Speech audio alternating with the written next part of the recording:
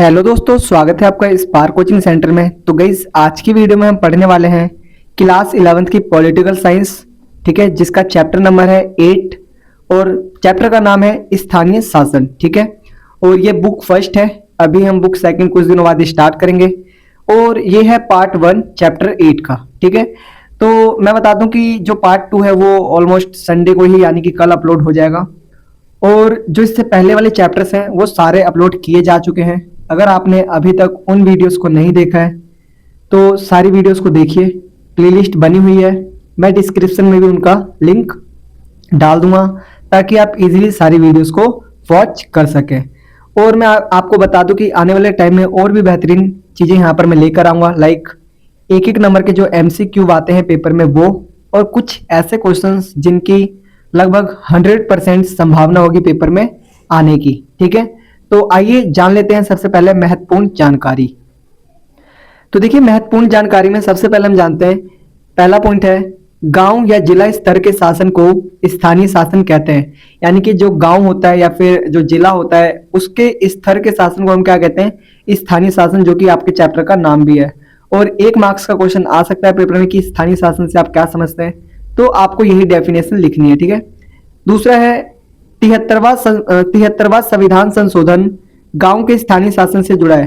देखिए, जो 73वां संविधान संशोधन हुआ था ना, मतलब कि जो संशोधन हुआ था 73वां, वो किससे जुड़ा हुआ है, गांव के स्थानीय शासन से जुड़ा हुआ है।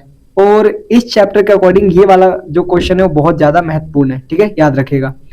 आगे दिखा रखा है 74वां संविधान संशोधन शहरी स्थानीय शासन से जुड़ा है, ठीक है। जो 74वां संविधान संशोधन है वो है जुड़ा हुआ है शहरी स्थानीय शासन से, यानी कि जो 73वां है वो गांव से है और जो 74वां है वो है शहर से, ठीक है। ये याद रखिएगा क्योंकि कहीं ना कहीं जो पेपर में यहाँ से आपका जरूर क्वेश्चन आपका बनेगा। हो सकता है 4 का बने, हो सकता है 6 का बने, हो सकता है 2 का, या हो सकता है 1 का, लेकिन बनेगा जरूर, ठीक है।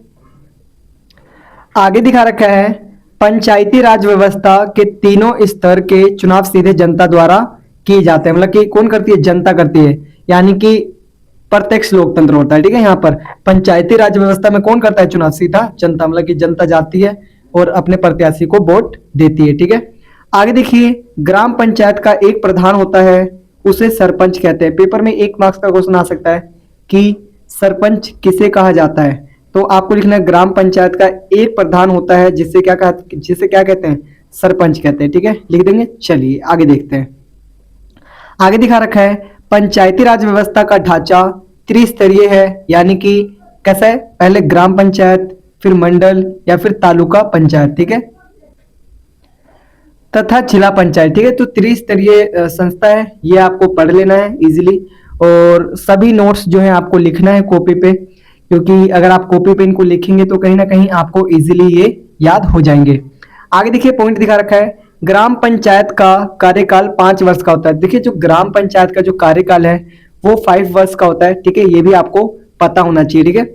नेक्स्ट है आपका, सभी पंचायती राज व्यवस्था में 1/3 सीटें महिलाओं के लिए आरक्षित हैं। मतलब जो सभी जो ग्राम पंचायत होती हैं, जो पंचायत होती हैं, उन व्यवस्था में जो 1/3 सीटें होती है, लगभग आप कह सकते हो 33%, वो किन के लिए आरक्षित की गई हैं, महिलाओं के लिए, ठीक है। आगे दिखा रखा है 11वीं अनुसूची के विषय, ठीक है, आपके पेपर में आ सकता है कि 11वीं अनुसूची के कोई 4 विषय बताइए, 2 विषय बताइए, तो आपको ये बताना पड़ेगा, ठीक है। तो 11वीं अनुसूची के विषय है, पहला है कृषि, दूसरा लघु सिंचाई, तीसरा है जल प्रबंधन, चौथा आपका जल संचय का विकास, और 5वां आपका है पेयजल, और छठा आपका है सड़क, और इसी तरीके के और भी है, यानी कि इत्यादि, मतलब कि इसी तरीके के विषय आप और भी यहाँ पर देख पाएंगे, ठीक है। तो ये हमारा जो महत्वपूर्ण जानकारी थी, मतलब चैप्टर में जो चीज हम पढ़ेंगे उसके बारे में मैंने आपको यहाँ पर डिफाइन करा है। अब हम चल लेते हैं, थोड़ा सा देख लेते हैं इंपॉर्टेंट क्वेश्चंस, ठीक है। आगे देखिए, अब हम पढ़ेंगे महत्वपूर्ण क्वेश्चन, ठीक है। तो ये मेरा फोन नंबर है 8178988103, ठीक है। आप इस पे कॉल कर अगर आपको पीडीएफ से रिलेटेड कोई प्रॉब्लम आ रही हो या फिर आपको पीडीएफ परचेज वगैरह करनी हो तो आप इजीली पीडीएफ वगैरह परचेज कर सकते हैं। साथ ही साथ मैं आपको बता दूं कि आपको किसी और सब्जेक्ट की प्रिपरेशन करनी हो तो आप हमारे यूट्यूब चैनल से कर सकते हैं। हम ऑलमोस्ट सभी सब्जेक्ट की प्रिपरेशन यहाँ पर करवा रहे हैं। ठीक है, तो आइए सबसे पहला क्वेश्चन है, स्थानीय शासन से आप क्या समझते हैं। बहुत ही इंपॉर्टेंट क्वेश्चन है अपने आप में, क्योंकि कहीं ना कहीं अगर आप चैप्टर को पढ़ेंगे तो सबसे पहले बुक का नाम जो चैप्टर का नाम ही क्या है, स्थानीय शासन। ठीक है, तो देखिए यहाँ पर बता रखा है आंसर, गांव और जिला स्तर के शासन को स्थानीय शासन कहते हैं। ठीक है, गांव या जिला स्तर के शासन को क्या कहा जाता है, स्थानीय शासन कहते हैं। इसकी शुरुआत आम नागरिकों की रोजमर्रा की जरूरतों और समस्याओं को पूरा करने के लिए की गई है। मतलब इसकी जो शुरुआत है वो किस लिए की गई, ताकि जो नागरिक है उनकी जो रोजमर्रा की जरूरतें हैं, जो समस्याएं हैं, उनका समाधान आसानी से छोटे स्तर पर किया जा सके।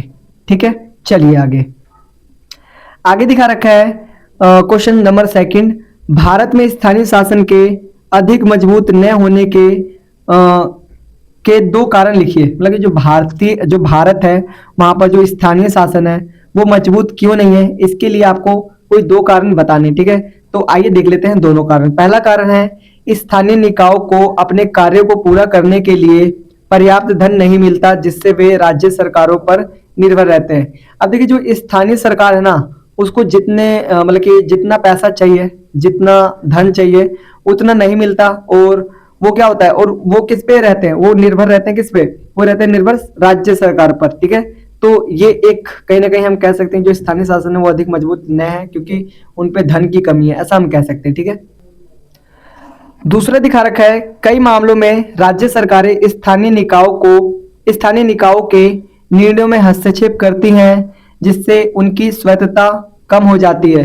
अब देखिए क्या है कि जो राज्य सरकारें हैं वो क्या करती हैं, वो जो स्थानीय सरकार के जो कार्य होते हैं, जो भी निर्णय होते हैं उनके, उसमें हस्तक्षेप कर देती है। हस्तक्षेप मतलब कि उनको वो कार्य करने से रोक देती है। तो ऐसे में क्या होता है, इससे उनकी जो स्वायत्तता है वो क्या हो जाती है, कम हो जाती है, उनकी जो स्वतंत्रता है वो छिन जाती है, ऐसा यहाँ पर बताया गया है। ठीक है, आगे देखिए क्वेश्चन नंबर थर्ड दिखा रखा है, ग्राम पंचायतों के क्या क्या कार्य हैं, किन्हीं दो का उल्लेख कीजिए। अच्छा देखिए जो ग्राम पंचायत है उसके कार्यों का वर्णन करना है, तो ये आपका अगर 2 मार्क्स का आता है तो आपको 2 पॉइंट लिखने पड़ेंगे। ठीक है, अगर 4 का आता है तो आप 4 पॉइंट भी इसके इजीली लिख सकते हैं। ठीक है, ये मेरा कॉन्टैक्ट नंबर है, आपको किसी भी प्रकार की कोई भी डिफिकल्टी हो तो आप इस नंबर पर कॉन्टैक्ट कर सकते हैं और हमसे डिस्कशन कर सकते हैं। ठीक है, बात कर सकते हैं कि क्या आपको जो प्रॉब्लम आ रही है, ठीक है, उसके बारे में दिखा रखा है। पहला आंसर है, ग्राम पंचायत गांव की सड़कों, नालियों और सार्वजनिक स्थानों की सफाई का प्रबंध करती है। मतलब जो ग्राम की पंचायत होती है वो क्या करती है, गांव की सड़कों को, गांव की नालियों को और जो सार्वजनिक स्थान होते हैं उनकी सफाई का प्रबंध करती है। मतलब उनकी सफाई की जिम्मेवारी लेती है, उनकी जिम्मेवारी होती है कि ये सफाई हमेशा होनी चाहिए। ठीक है, दूसरा दिखा रखा है, ग्राम पंचायत गांव में पीने के पानी की उचित व्यवस्था करती है। मतलब जो ग्राम पंचायत वो क्या करती है, जो पीने का पानी होता है उसकी व्यवस्था करती है। ठीक है, और जल स्रोतों की देखभाल करती है, और जल स्रोतों की क्या करती है, देखभाल करती है, मतलब जहां से जल आ रहा होता है। ठीक है, आगे देखिए बता रखा है, अन्य कार्यों में शिक्षा, स्वास्थ्य, सड़क निर्माण, बिजली और सामाजिक कल्याण जैसे जुड़े कार्य भी शामिल है।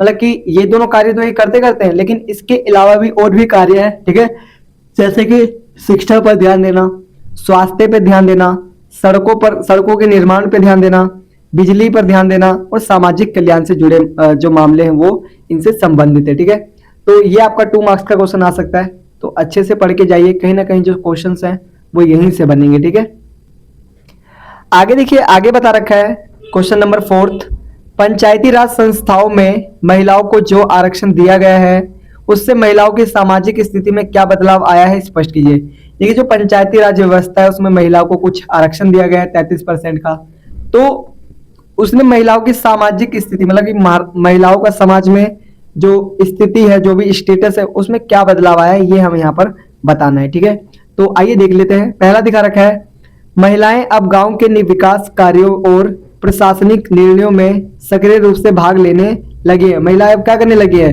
कि चाहे वो गांव का विकास कार्य हो या फिर कोई प्रशासनिक निर्णय हो, उसमें भाग लेने लगी, वो भी कैसे, सक्रिय रूप से। ठीक है, आगे दिखा रखा है दूसरा, पंचायती में चुने जाने से महिलाओं का आत्मविश्वास बढ़ा है और समाज में उनका सम्मान एवं प्रभाव भी बढ़ा है। मतलब कि जो पंचायती राज व्यवस्था है, अगर उसमें महिलाओं की हम भागीदारी से जो उनके सामाजिक बदलाव है, उनका क्या हुआ, आत्मविश्वास भी बढ़ा है और समाज में उनका जो सम्मान है और जो प्रभाव है वो भी पहले के मुकाबले बढ़ गया जब से आरक्षण दिया गया है। ठीक है, आगे देखिए दिखा रखा है 5वां क्वेश्चन है, स्थानीय शासन से आम नागरिकों को क्या लाभ है। और जो स्थानीय शासन है, स्थानीय शासन से जो आम नागरिक है उनको क्या लाभ है ये बताना है। तो देखिए पहला दिखा रखा है, गांव या नगर की समस्याएं जैसे पानी, सड़क, सफाई आदि जल्दी सुलझाई जाती हैं। मतलब कि क्या होता है, जैसे गांव या नगर में कोई भी जैसे पानी की प्रॉब्लम आ गई या फिर सड़क की प्रॉब्लम आ गई या फिर साफ सफाई की प्रॉब्लम आ गई, तो इन पे क्या हो जाता है, निपटारा बहुत जल्दी हो जाता है, सुलझ बहुत जल्दी जाते हैं। आगे दिखा रखा है दूसरा, नागरिक सीधे निर्णय निर्माण में भाग ले सकते हैं जिससे शासन अधिक लोकतांत्रिक और उत्तरदायी बनता है। मतलब क्या होता है कि जो नागरिक होते हैं वो सीधा जो निर्णय निर्माण होता है उसमें भाग ले सकते हैं। ठीक है, जिससे क्या होता है, जो शासन होता है वो और ज्यादा अधिक लोकतांत्रिक होता है। ठीक है, आगे देखिए क्वेश्चन नंबर 6 है, पंचायती राज संस्थाओं के समक्ष कौन कौन सी समस्याएं हैं। ठीक है, तो जो पंचायती राज संस्थाएं हैं उनके सामने कौन कौन सी चुनौतियां हैं, कौन कौन सी समस्याएं, ये आपको यहाँ पर बताना है। तो आंसर देखिए, पंचायती राज संस्थाओं के समक्ष जो चुनौती है वो निम्नलिखित है। ठीक है, समक्ष निम्नलिखित समस्याएं हैं। ठीक है, तो गाइज ये मेरा फोन नंबर है 8178988103। ठीक है, आप इस पर कॉल कर सकते हैं या फिर आप व्हाट्सअप कर सकते हैं। पीडीएफ से रिलेटेड कोई भी प्रॉब्लम है या फिर क्रैश कोर्स से संबंधित कोई भी प्रॉब्लम हो तो आप इस नंबर पे कॉल करके डिस्कस कर सकते हैं। साथ ही साथ मैं आपको बता दूं कि जो इसके बचे हुए जो जो क्वेश्चंस हैं वो पार्ट 2 में होंगे। साथ ही साथ इसका भी क्वेश्चन आपका पार्ट 2 मिलेगा। पार्ट 2 में आपको 4 मार्क्स और 6 मार्क्स के क्वेश्चन मैं आपको करवाऊंगा, तो पार्ट 2 का जरूर वेट करें और देखें। और इससे साथ ही साथ मैं बोलूँगा आपको कि जो प्लेलिस्ट है, प्लेलिस्ट पे विजिट करिए ताकि कहीं ना कहीं आप इजीली जो 11th क्लास की प्रिपरेशन है वो आप कर सकें। तो आज के लिए इतना ही, मिलते हैं नेक्स्ट वीडियो में। तब तक के लिए टाटा बाय बाय, जय हिंद, जय भारत।